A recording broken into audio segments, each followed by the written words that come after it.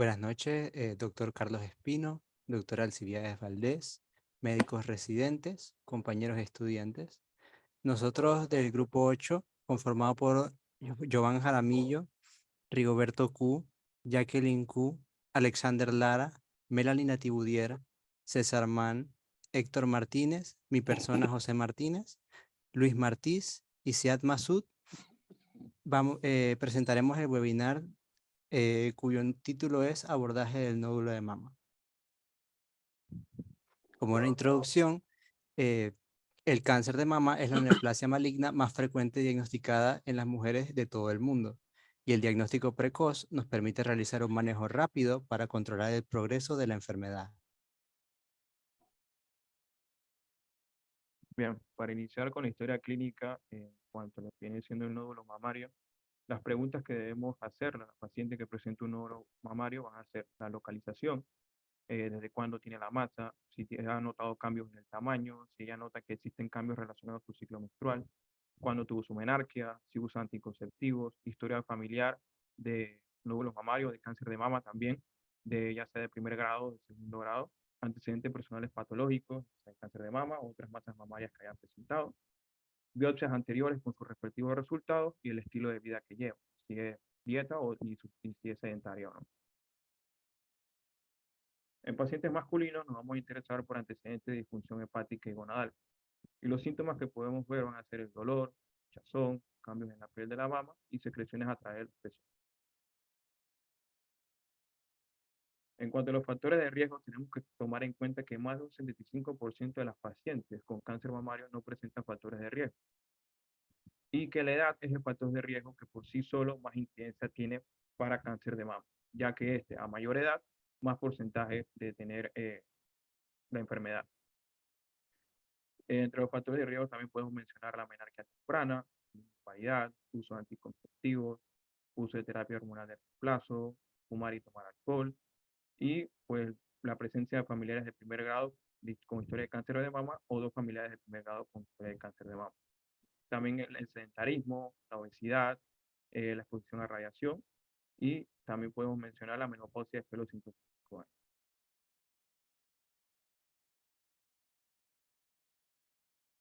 Bueno, en el examen físico, la inspección se debe realizar tanto en posición vertical como supina para obtener cambios sutiles de forma y contorno de la mama. Se deben detectar cambios en la piel que sugieran un cáncer de mama inflamatorio, enfermedad de Payet, como son escoriación, piel de naranja, entre otros. También se debe realizar la palpación de las mamas, los pezones y los ganglios linfáticos axilares y claviculares para encontrar nodularidad, masa o asimetría en las mamas. Ok, en cuanto a la epidemiología, este cáncer es la segunda causa maligna más común en mujeres y tiene una incidencia mayor en mujeres que en hombres en una relación de 258:1. Se da más en mujeres posmenopáusicas y su incidencia aumenta a medida que aumenta la edad.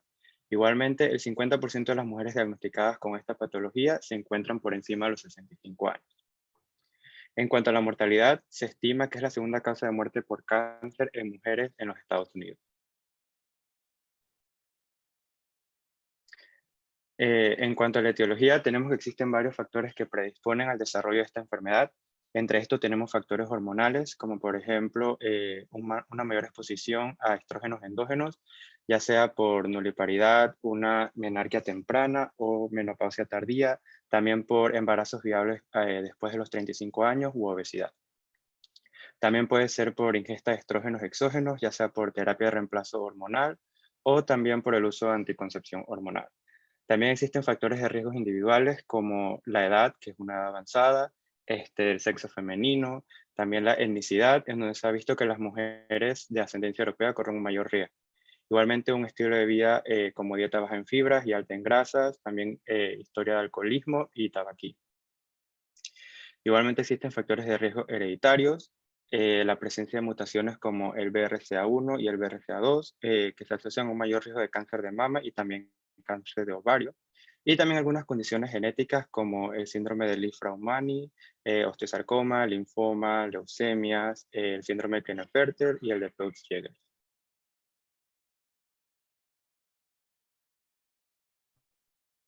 La clasificación del cáncer de mama se realiza según factores histopatológicos como el subtipo histológico, tamaño tumoral, estado ganglionar e invasión linfovascular, entre otros.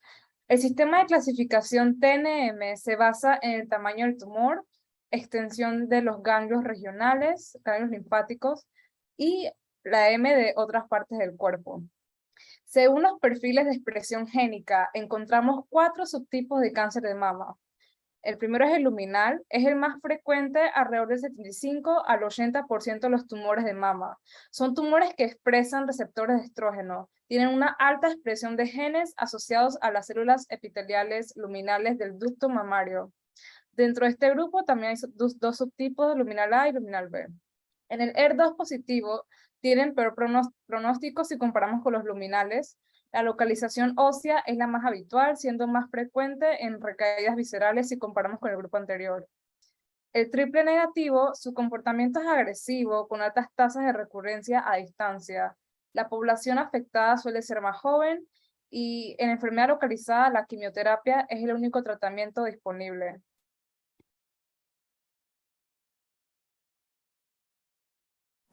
Bien, algoritmo de screening y diagnóstico para el cáncer de mama. Bueno, como vemos en este esquema, es importante entender que para poder abordar a las pacientes, vamos a dividirlas en 2 tipos de pacientes. Vamos a tener lo que es la paciente asintomática y la sintomática. En este esquema, pues a la izquierda vemos la imagen de la paciente asintomática. Es importante que al inicio de este abordaje sea por medio de una historia clínica y el examen físico. Posterior a esto, pues si la paciente sale asintomática, pues vamos a recurrir a los pilares más importantes que vienen siendo lo que es la mamografía, recordar que es a partir de los 40 años, o el ultrasonido. Entonces, vemos que va a depender entonces del puntaje del BIRATS y de las lesiones no palpables detectables en el tamizaje, lo que se vaya a realizar posterior. Como vemos en el BIRATS, en BIRATS 0, si sale el BIRATS 0, que viene siendo un test insuficiente, lo que se conlleva a realizar pues es estudios complementarios. Si el BIRATS va de 1 a 2, se realiza entonces es un seguimiento que va a ser anual, que va a consistir en examen físico más el estudio de imagen, ya sea la mamografía y o el ultrasonido. Si entonces vamos con el BIRATS 3, pues aquí el seguimiento se da en 6 meses, se va a realizar una mamografía y o el ultrasonido a juicio clínico, dependiendo también de la historia clínica que presente esta paciente. Entonces, si la lesión no palpable detectada en tamizaje presenta un BIRATS que va de 4 a 5, recurrimos directamente a la biopsia, ya sea en el SOP guiada por las agujas de Copans o también por radiología guiada por imagen estereotática, que esta es más ideal que todo en los nódulos sólidos o las microcalcificaciones. Siguiente. Bien, entonces ya vimos a la paciente asintomática. Ahorita con la sintomática, pues igual se hace la historia clínica, el examen físico. Si se llega a captar una masa palpable, pues obviamente se recurre a la mamografía y o el ultrasonido, y acá también agregamos lo que es la resonancia magnética en casos específicos. Si el BIRATS es 0, al igual que el anterior, también se realizan los estudios complementarios. Si el BIRATS va de 1 a 2, el seguimiento es anual, que conlleva el examen físico más el estudio de imagen. Si es el BIRATS 3, el seguimiento va a ser en 6 meses, que va a consistir en un examen físico más un estudio de imagen y el ultrasonido dependiendo de la historia clínica que presente esta paciente. Si el BIRATS es 4 o 5, entonces recurrimos a lo que es la biopsia Trucut. Siguiente. Ok, como parte también del abordaje del nódulo de mama, también debemos considerar las patologías benignas de mama. Entonces, siguiente. Entre ellas el fibroadenoma. El fibroadenoma es un tumor benigno constituido por tejido glandular y fibroso. Representa el 29% de las lesiones benignas, con un pico de incidencia entre el menor de 35 años, 30 a 35 años. los estrógenos, exógenos, progesterona, lactancia y embarazo estimulan su crecimiento. Y su localización más habitual suele ser el cuadrante superior externo hasta en un 63% de los casos. Siguiente. Durante el examen físico vamos a poder encontrarnos con una masa móvil bien definida, comúnmente solitaria, no sensible a la palpación y de consistencia gomosa. Entonces, para el diagnóstico del fibroadenoma es principalmente clínico y nos apoyamos de los estudios de imagen como es la ecografía y la mamografía. En la ecografía encontraremos una masa bien definida, al igual que en la mamografía. Solo que en esta última podemos encontrar calcificaciones tipo popcorn o palomitas. Y para confirmar el diagnóstico de fibroadenoma, podemos realizar una biopsia con aguja gruesa. Sí. El tratamiento de fibroadenoma es una elección compartida entre el médico y el paciente. Si el tamaño del fibroadenoma es pequeño, se puede tomar una conducta expectante con chequeos regulares. De lo contrario, se puede optar por una opción quirúrgica y remover el fibroadenoma. Ahora, el tumor filoides es un tumor fibroepitelial raro similar al fibroadenoma. Este tiene un pico de incidencia de 40 a 50 años, comúnmente benigno y representa el 0.4% de todos los tumores de mama. La imagen que pueden ver es una mamografía de vista oblicua medio lateral y podemos visualizar una masa bien definida, grande, levemente lobulada y nos puede hacer sospechar de un tumor filoides o pensar también un fibroadenoma. Siguiente. Sin embargo, el tumor filoides tiende a ser de mayor tamaño y puede tener un crecimiento rápido. A la hora del examen físico encontraremos un bulto indoloro, liso y multinodular. Y en cuanto al crecimiento, tiene bastante variabilidad, puede ser lento al inicio, rápido o un patrón bifásico. En cuanto al diagnóstico, al igual que el fibroadenoma, tenemos que apoyarnos principalmente de la clínica y con estudios de imagen como son la ecografía y mamografía, que estos suelen tener hallazgos similares al fibroadenoma. Si se sospecha de un tumor filoides, se debe realizar una biopsia con aguja gruesa para confirmar el diagnóstico. Y el tratamiento es una incisión quirúrgica. Ahora, el papiloma intraductal son lesiones benignas solitarias o múltiples que surgen del epitelio de los conductos mamarios galactóforos. El pico de incidencia es entre 40 y 50 años. La causa más común de secreción sanguinolenta por el pezón es el papiloma intraductal. Entonces, ¿qué nos vamos a encontrar al examen físico? Podemos encontrarnos lesiones solitarias o lesiones múltiples. Y también la entidad también llamada papilomatosa. Las lesiones solitarias, también conocidas como papiloma central, que causan más frecuente la secreción sanguinolenta del pezón o también puede ser asintomático. Y en cuanto al papiloma múltiple, estas pequeñas lesiones van a crecer en conductos mamarios galactóforos más distales al pezón. Y las papilomatosis son crecimientos más pequeños que no se diferencian totalmente a un papiloma intraductal. Siguiente. En cuanto al diagnóstico, nos apoyamos en la ecografía y la mamografía. En tal caso, si el papiloma intraductal logramos palparlo, se puede confirmar el diagnóstico con una biopsia con aguja gruesa y descartar una malignidad. En caso contrario, se puede realizar un ductograma, una mamografía con inyección de contraste y podremos visualizar los puntos. Confirmado el diagnóstico, el tratamiento al siguiente paso sería extirpar quirúrgicamente el conducto afectado. Para continuar con las patologías benignas de la mama, tenemos la condición fibroquística. Esta afecta entre un 20 a los 50 años de edad, principalmente, y va a representar del 20 al 33% de las causas de los nódulos mamarios. La etiopatogenia como tal no está definida, pero sí se conoce que el predominio del estrógeno sobre la progesterona va a participar en el desarrollo de lo mismo.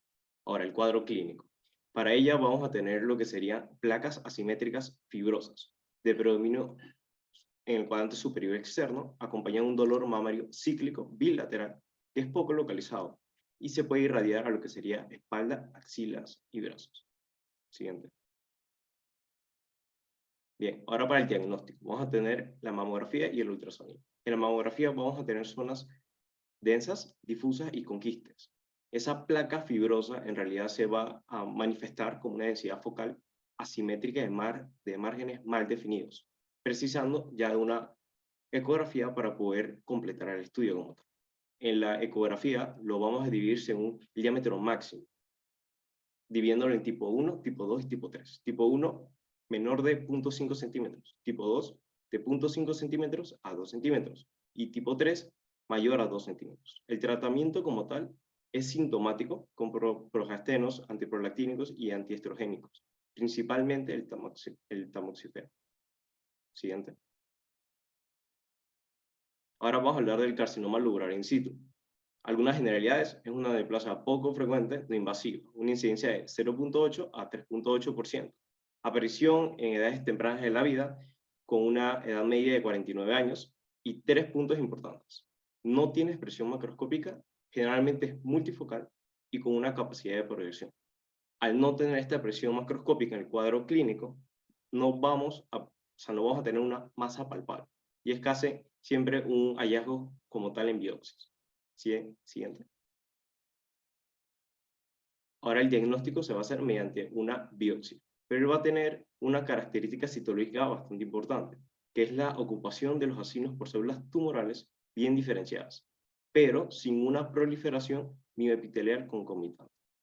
Ahora el tratamiento en realidad no se necesita como tal, pero si en alguna biopsia tenemos un carcinoma lobular in situ, este se podría eliminar mediante una biopsia por excisión o algún otro tipo de cirugía con conservación de seno. Siguiente. Patologías malignas. Siguiente. Entre estas tenemos el cáncer de mama. En un gran número de pacientes, cuando se detecta el nódulo único en la mama, ya representa un cáncer, ya que suele haber pasado ya varios años del inicio del proceso maligno. La edad de aparición comúnmente es desde los 35 años en adelante, pero se ha detectado en ocasiones en menores de 30 años. En cuanto al cuadro clínico, en sus primeras etapas, este es silencioso y puede solo manifestarse por una masa dominante en la mama. En sus etapas avanzadas, presenta ardor, punzadas y dolor leve. En algunas pacientes va a haber derrame hemático por el pezón. Dentro de otros síntomas, puede haber edema de piel, retracción de la misma o del pezón, ulceraciones. Al examen físico se encuentra un nódulo o masa única, dura, pétrea, irregular y no dolorosa. En cuanto al diagnóstico, se realiza una historia clínica y examen físico cuidadoso. Factores de riesgo, se preguntan por los factores de riesgo conocidos y se utilizan estudios como la mamografía, la ecografía y la punción citológica con aguja fina en caso de quistes. En cuanto al tratamiento, se envía al cirujano oncólogo para que evalúe el tratamiento de cirugía, radioterapia o quimioterapia ayudante. Y en cuanto al diagnóstico diferencial, se tiene que tener en cuenta el carcinoma lobular, carcinoma de células pequeñas, carcinoma amenanótico, el melanoma, carcinoma medular, mastitis crónica, proliferación linfoide, ganglio linfático intermamario e infiltrado leucémico.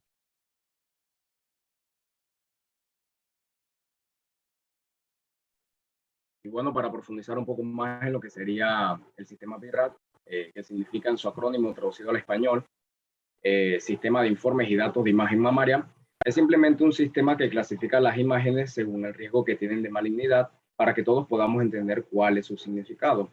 Esta se va a clasificar en 7 categorías. La primera es BIRAT 0. ¿Qué significa el BIRAT 0? Significa que no se ha podido concluir si se trata de una imagen benigna o maligna y que se necesitan estudios posteriores. Generalmente se suele repetir la mamografía bien amplificada o hacer una resonancia magnética.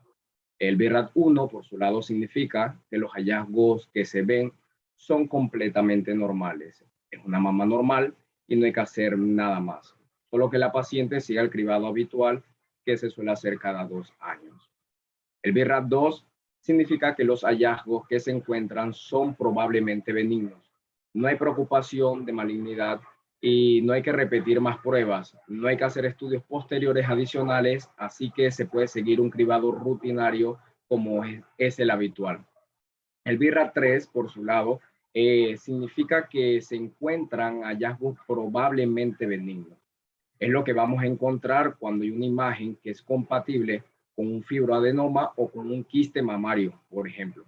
Lo que hacemos con un BRAF 3 es que se estrechan los controles de seguimiento en el primer año y se hacen controles cada 6 meses. Luego, en el segundo año, se hacen de manera anual. Y cuando ya llevamos 2 años en los que estamos, se comprueba si el control es bueno o es malo por medio de una imagen. Entonces, si en uno de los controles la imagen se hace más sospechosa, se valorará la posibilidad de hacer una biopsia en general. Si es BRAF 3 y se ha estudiado en este tiempo de estrechamiento y no se ha reportado ningún hallazgo anormal, pues entonces se va a catalogar como un BRAF 2. Cuando tenemos un BRAF 4, ya las imágenes son más sospechosas de malignidad y siempre se va a tener que realizar biopsia. Puede ser con batch, que es una biopsia de aguja gruesa, o mediante una biopsia de aspiración al vacío. Se trata de tomar una muestra anatomopatológica, que por ahora el grado de sospecha en este BRAF es mayor y se va a clasificar a veces según el criterio de malignidad de quien lo sospeche. Y esto va a depender del tipo de lesión que tengamos y también del criterio del profesional del que lo esté interpretando. Según el grado de sospecha se va a clasificar en BRAF 4A, cuando el grado de malignidad va entre un 2 y un 9%, en un BRAF 4B, cuando se sospecha de malignidad de manera moderada, esto quiere decir que va entre un 10 y un 49%, BRAF 4C, cuando hay un grado elevado de sospecha de malignidad, es decir, entre un 50 y un 95%. En estos casos, como decíamos, se tendrá que hacer una biopsia para ver si efectivamente hay correlación entre los hallazgos y la anatomía patológica. En el BRAF 5 se refiere a las imágenes que son altamente sospechosas. Por ejemplo, en las lesiones que vemos con especulaciones o las lesiones con calcificaciones sospechosas o cuando existe una retracción en la piel. En estas imágenes existe una malignidad, un riesgo de malignidad por encima del 95% y siempre vamos a tener que realizar una biopsia. En el BRAF 6, que es la última, la llamamos cuando tenemos una imagen sospechosa de malignidad y además ya ha sido confirmada histológicamente. En estos casos, lo que vamos a hacer es prueba de imagen en una paciente que ya ha sido diagnosticada de cáncer de mama. Por ejemplo, para ver si existen otros focos en la misma mama o cuando estamos estudiando la mama contralateral. Generalmente lo hacemos para proveer una seguridad y prever el tipo de tratamiento quirúrgico que vamos a someter a la paciente. También se podría hacer este tipo de imágenes cuando se está valorando la respuesta a un tratamiento quimioterápico no adyuvante que ya haya sido administrado. En el caso de los BRAF 0, 4 y 5 van a ser necesarios estudios complementarios o bien estudios de imagen. En el BRAF 0, 4 y 5 con estudios para tomar una muestra de biopsia, en los cuales el 4C y el 5, como la imagen es muy sospechosa, incluso cuando la biopsia es negativa, se recomienda repetirla para poder garantizar efectivamente si esa imagen correlaciona o no a la malignidad. Siguiente. Conclusión. Las causas benignas de la masa mamaria incluyen fibroadenoma, quistes, infecciones e inflamación. El riesgo de cáncer aumenta con la edad. El bulto mamario está más asociado con riesgo de cáncer mamario en mujeres postmenopáusicas. Otros factores de riesgo para el cáncer de mama incluyen los antecedentes heredofamiliares, una mutación en el gen BRCA, la terapia de reemplazo hormonal en mujeres postmenopáusicas y la reacción terapéutica previa en el pecho. El ultrasonido en lugar de la mamografía puede considerarse inicialmente en la evaluación inicial de lactantes, niñas, adolescentes, mujeres embarazadas, mujeres de 30 a 39 años y las mujeres mayores de 40 años cuales se les ha realizado una mamografía previa dentro de los 6 meses. Siguiente. Se recomienda ofrecer mamografías anuales inicialmente a partir de los 40 años y a partir de los 50 años de manera bianual hasta los 75 años. La resonancia magnética descarta el cáncer de mama, pero el valor predictivo positivo es demasiado bajo para diagnosticar el cáncer en mujeres con hallazgo de imágenes convencionales no concluyentes. Estudios han demostrado que el ejercicio físico y la dieta han demostrado una mejor sobrevida en pacientes que han sobrevivido al cáncer de mama, con una mayor disminución en el riesgo de recurrencia. Siguiente. Estas son las referencias que utilizamos. Gracias.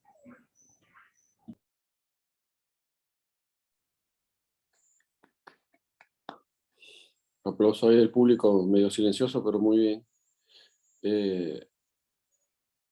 Mi comentario solo será para felicitarlos por la presentación. Creo que valió la pena todo el esfuerzo porque les quedó muy, muy bien. Estoy muy satisfecho con el resultado final de esto. Y lo importante, como les dije desde que empezamos con este proyecto, que era que ustedes aprendieran y dominaran el tema, ¿no? Y por la forma en la que lo presentaron, creo que queda claro para todos que así es. ¿Algún comentario de alguien más en la presentación?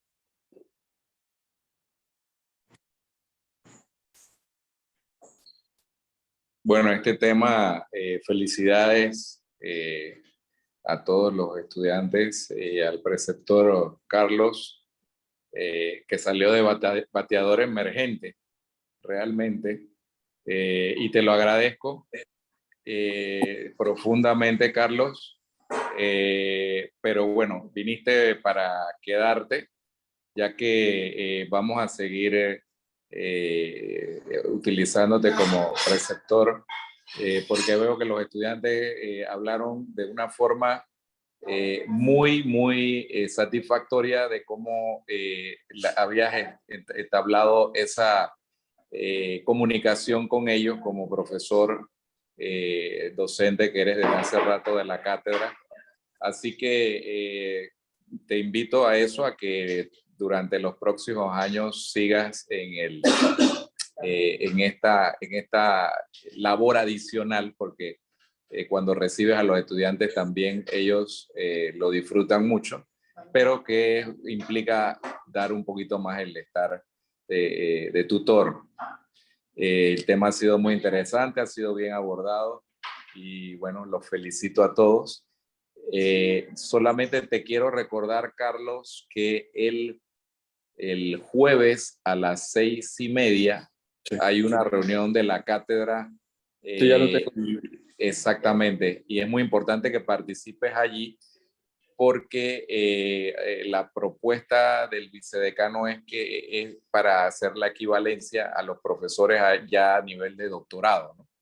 Entonces creo que tú estás entre los que más años tienes de ser preceptor nuestro y va a ser el primer grupo y creo que eso va a ser algo muy bueno para ya tenerte acá con nosotros. Listo. Gracias. Muchas gracias. Gracias, doctor. Gracias por estar Buenas con noches. nosotros. Buenas noches. Seat, ¿algunas palabras como coordinador? Pues nada más agradecerle al doctor Carlos Espino por siempre estar pendiente y darnos su apoyo de manera constante. La verdad que como grupo estamos bastante agradecidos con su apoyo y siento que hemos dado una exposición excelente gracias a que usted siempre ha estado ahí y bueno, con todas las retroalimentaciones que nos ha dado para poder llegar a este momento. Los que lo lograron fueron ustedes, muchachos. Ustedes mismos deben hacer una autoevaluación de lo que ustedes hicieron en la primera fase y lo que es el producto final. Ustedes pueden darse cuenta de que han evolucionado ustedes como estudiantes y como médicos a llegar a una presentación tan buena y con el nivel académico que tiene, ¿no? Que era lo que yo les decía al inicio, la distribución de las diapositivas, las referencias, el valor epidemiológico y todas las cosas, los puntos que ustedes pusieron dentro de cada diapositiva, que es lo que hace que esto mejore, ¿no? Nos quedan 2 proyectos más, ¿no? Así que seguimos con las reuniones y seguimos con las cosas para tratar de sacarlos lo antes posible, ¿no? Entonces, ahí seguimos en el WhatsApp y ahí por las llamadas para continuar con estos proyectos, ¿no? Felicidades a todos de verdad y un aplauso para todos. Los que me conocen Gracias, saben doctor. que yo soy bien difícil de complacer y de verdad estoy muy, muy complacido.